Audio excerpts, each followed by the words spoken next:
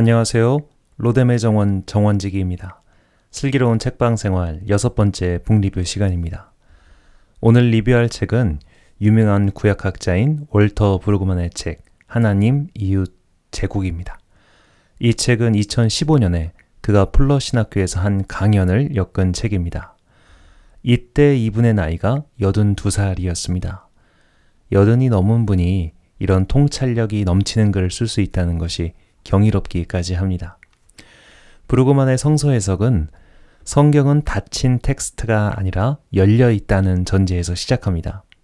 고대 시대의 유물도 아니고 문자적인 해석만 할 수 있는 것이 아닌 현재와 끝없는 대화를 통해 오늘에도 적용 가능한 하나님의 뜻이 있다는 겁니다. 성경에는 그 근거가 신명기 말씀에 기록되어 있습니다.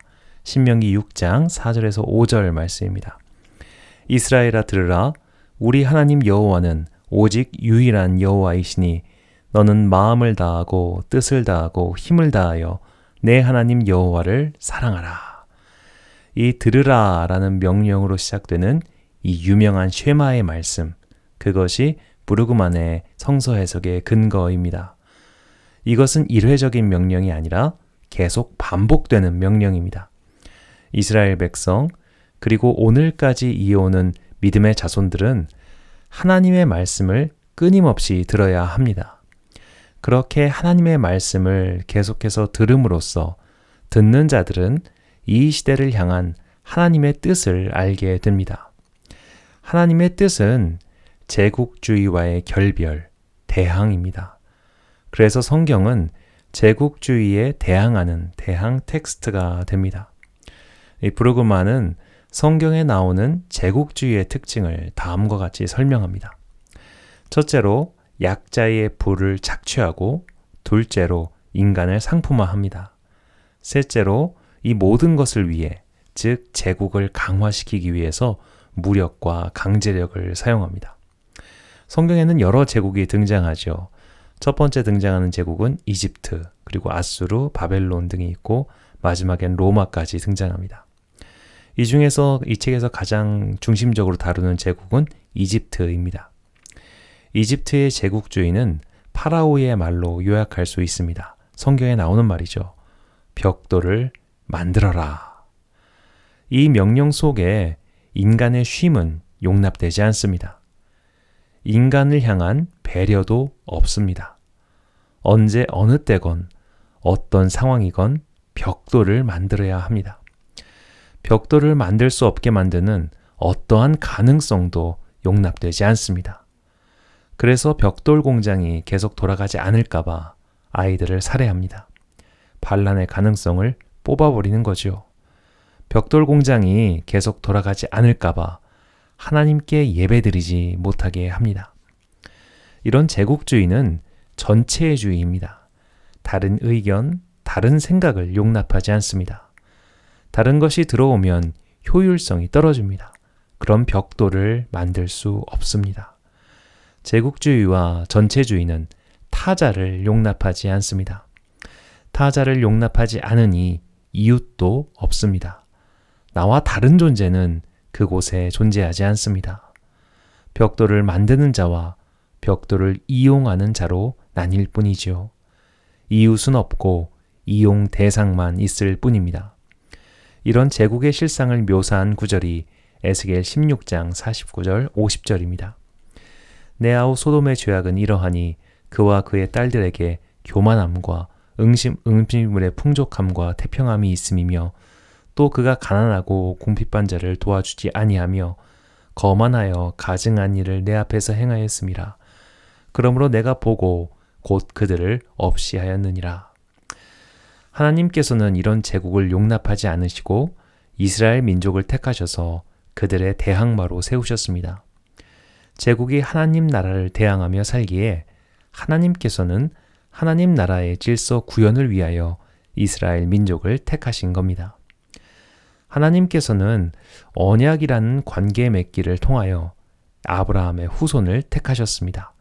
그리고 그들에게 3가지를 요구하셨습니다. 정의, 은혜, 율법입니다. 정의는 사회 구성원 모두가 안전과 존엄과 행복을 누리며 살도록 보장하는 것이며, 은혜는 그런 모두에게 긍휼을 베풀라는 것이며, 율법은 이런 타자들, 이웃을 돌보는 체계적이고 합법적인 방법입니다. 저자는 이 세 가지를 가장 잘 보여주는 책으로 호세아서를 선택합니다. 호세아서 2장 19절에서 20절 말씀입니다. 내가 내게 장가들어 영원히 살되 공의와 정의와 은총과 긍휼이 여김으로 내게 장가들며 진실함으로 내게 장가들리니 내가 여호와를 알리라.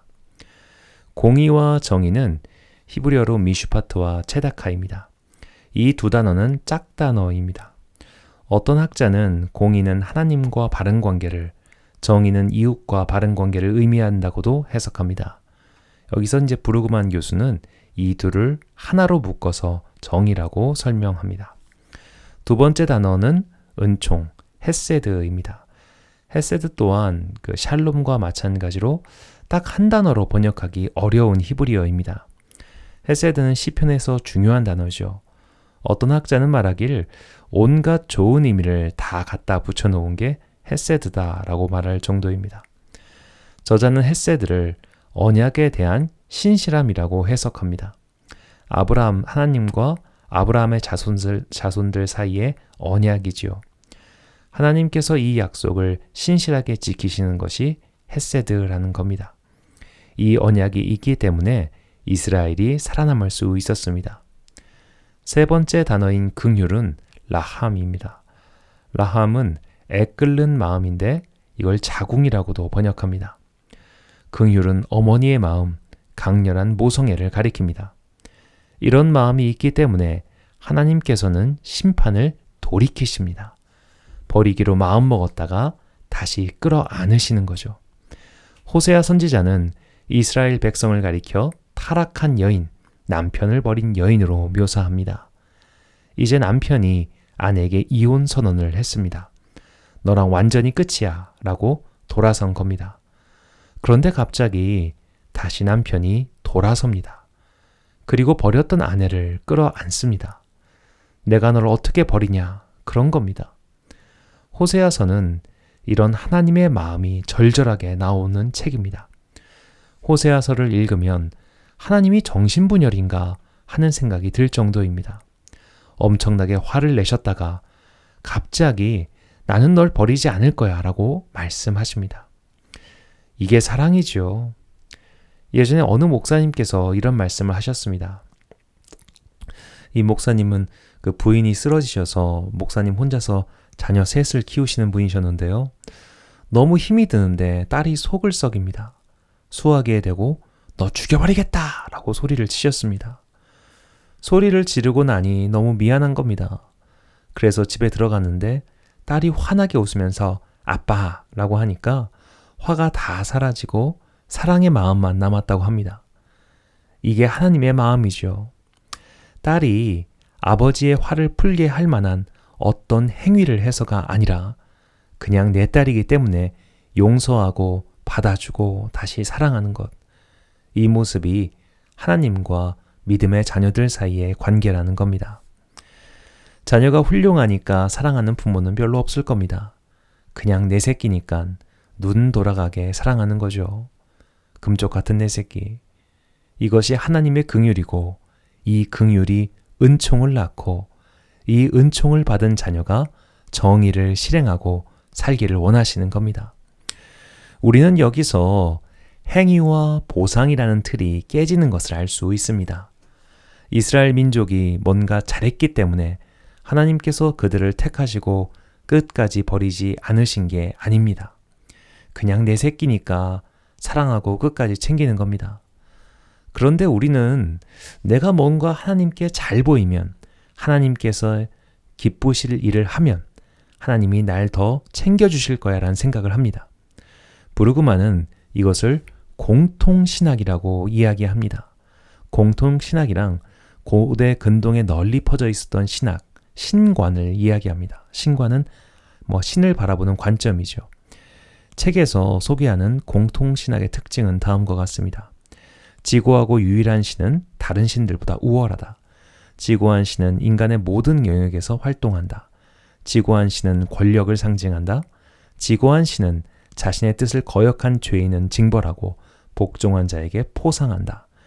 한 백성의 운명은 지고한 신의 뜻에 순종하느냐 불순종하느냐에 달려 있다. 신의 사자들은 징벌과 포상을 선포한다. 브루그만은 구약의 여호와 하나님 또한 이런 공통신학의 모습이 나온다고 밝힙니다. 확실히 하나님께서는 자신의 율법을 순종하는 자에게 복을 주시고 불순종하는 자들에게 벌을 내리시죠. 이런 하나님의 모습이 신명기 28장에 너무나 잘 나와 있습니다. 신명기 28장은 무려 68절까지 되는 긴 말씀입니다. 1절부터 14절까지는 복의 말씀입니다. 순종하는 자가 얻는 복입니다. 15절부터 68절까지는 저주의 말씀입니다. 불순종하는 자가 받는 벌입니다. 저주의 말씀이 축복의 말씀보다 분량이 3배나 됩니다. 엄격한 하나님의 모습이 명확하게 드러나는 본문이죠. 안타깝게도 이스라엘 민족이 하나님의 율법을 지키지 못했습니다. 언약을 이행하지 못했습니다. 계약을 파기한 셈입니다. 계약 파기자의 말로는 원래 이래야 합니다.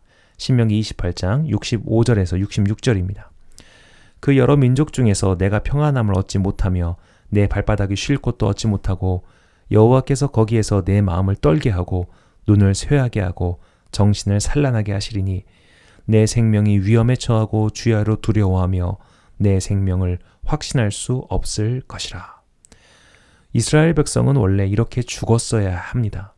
이렇게 멸망해야 합니다. 이렇게 그들의 이야기는 끝을 맞이했어야 합니다. 그러나 성경은 하나님의 놀라운 반전을 이야기합니다.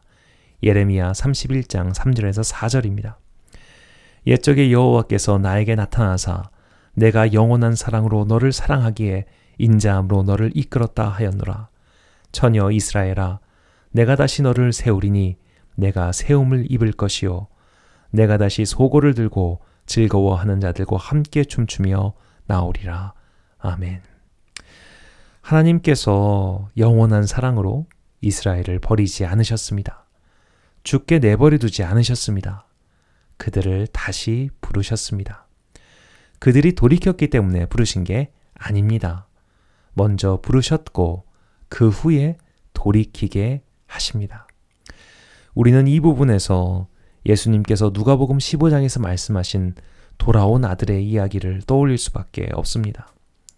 그 아버지는 차갑지 않았습니다. 배은망덕한 놈이라고 내치지도 않았습니다. 기다리고 있었고 오자마자 반겼습니다. 재산을 탕진한 것도 탓하지 않았습니다.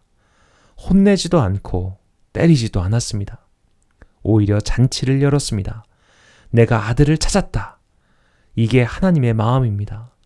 저는 이 모습을 보면서 저자는 이 모습을 보면서 이렇게 선언합니다. 교환적 정의는 회복적 정의로 바뀌었다. 교환적 정의, 즉 네가 나를 위하여 뭔가를 하면 나도 널 위해서 이걸 해줄게. 이런 식의 정의가 회복적 정의, 즉 넘치는 은혜로 나아갔습니다. 믿음으로 구원을 받는다는 우리 신앙의 명제는 이렇게 나오는 겁니다. 우리는 율법이 아니라 은혜로 구원받은 겁니다. 이 놀라운 은혜와 사랑을 저자는 주목해야 한다고 강조합니다. 이사야 54장 7절에서 8절입니다.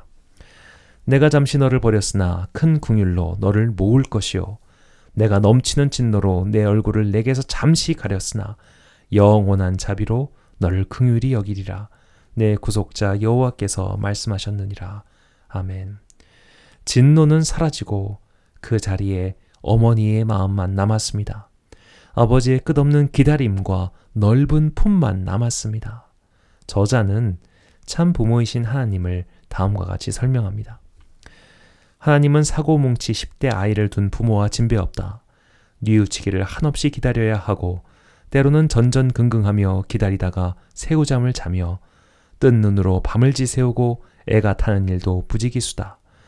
그래서 결국 행실을 고치겠다는 기약 없는 기다림을 졌고 모든 걸 내려놓고 그저 얼싸안아 주어야 한다. 다시 이사야의 말씀입니다. 여인이 어찌 그 젖먹는 자식을 잊겠으며 자기 태에서 난 아들을 긍휼히 여기지 않겠느냐. 그들은 혹시 잊을지라도 나는 너를 잊지 아니할 것이라. 아멘. 이 놀라운 자비를 경험한 자들, 긍휼의 하나님께서 보여주시는 헤세드, 자비를 체험한 자들이 공의와 정의를 실천할 수 있습니다. 거저 받았으니 거저 주는 것이 정의의 실천이니까요. 등가 교환하려는 것은 제국의 마음입니다. 내가 이렇게 해주면 제가 이렇게 돌려주겠지? 내가 100만 원을 쓰면 최소한 100만 원은 받을 수 있겠지? 이것은 제국주의의 마음입니다. 하나님의 자비, 긍휼, 정의는 이런 제국의 마음을 버리게 합니다. 제국주의의 자세를 무너뜨리기 위한 우리의 행동을 예수님께서는 이렇게 설명하셨습니다. 마태복음 5장 43절에서 44절 말씀입니다. 또 내 이웃을 사랑하고 내 원수를 미워하라 하였다는 것을 너희가 들었으나 나는 너희에게 이르노니 너희 원수를 사랑하며 너희를 박해하는 자를 위하여 기도하라. 아멘. 제국에는 이웃은 없습니다. 이용과 착취의 대상만 있을 뿐입니다. 구약의 율법은 이것을 극복하고 이웃을 선대하고 베풀라고 말씀합니다. 이제 예수님의 말씀은 그것조차 능가합니다.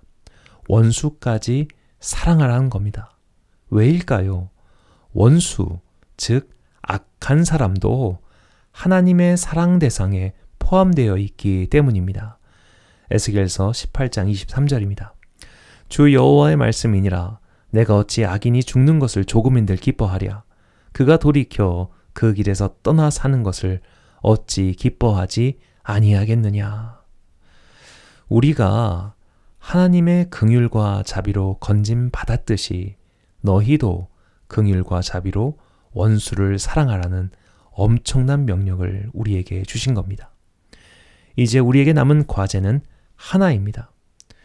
우리가 과거 이스라엘 민족처럼 제국주의자가 되지 않기 위해서, 전체주의자가 되지 않기 위해서, 이웃을 이웃으로 대하지 않고 착취의 대상으로 여기지 않기 위해서 무엇이 필요할까요?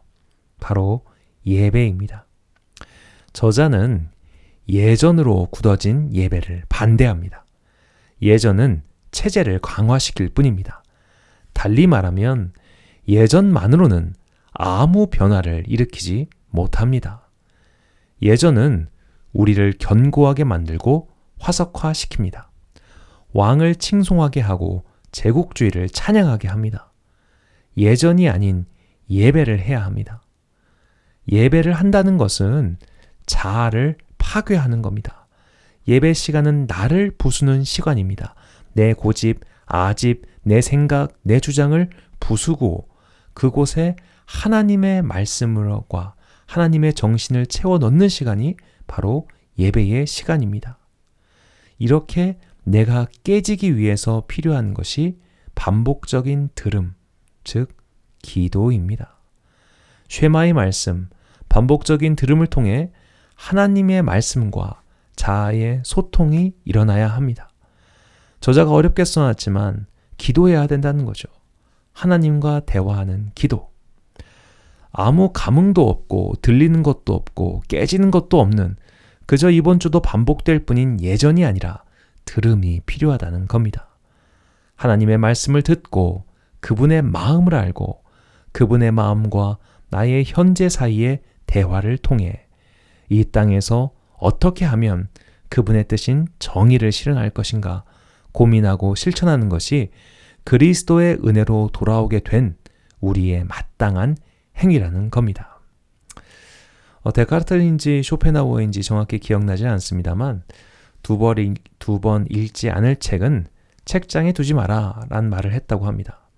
출처가 어디든 참 의미심장합니다. 좋은 책은 2번, 3번 읽어도 새롭습니다. 월터 브룩만의 책은 2번 읽어도 부족함이 없는 좋은 책입니다. 2번 읽어야 할 것 같아요. 그래야 저자의 말을 제대로 이해할 수 있을 겁니다. 이 책은 신학 전공자를 위한 소위 전공서적입니다. 구약 신학에 대한 배경 지식이 없으면 읽기 어렵습니다. 하지만 역자가 정말 번역을 쉽게 잘 해놨습니다. 하나님의 마음, 예언자에 대해서 궁금하신 분들, 그리고 예언자들이 대항했던 제국은 무엇이며 오늘 우리가 대항해야 할 현대의 제국주의는 무엇인지 고민하시는 분들에게 추천합니다. 더불어 브루그만은 대단한 설교자죠. 그의 예언자적 상상력은 설교하시는 분들의 필독서임은 분명합니다. 슬기로운 책방 생활 6번째 시간을 마칩니다. 시청해주신 귀한 동역자분들 감사합니다.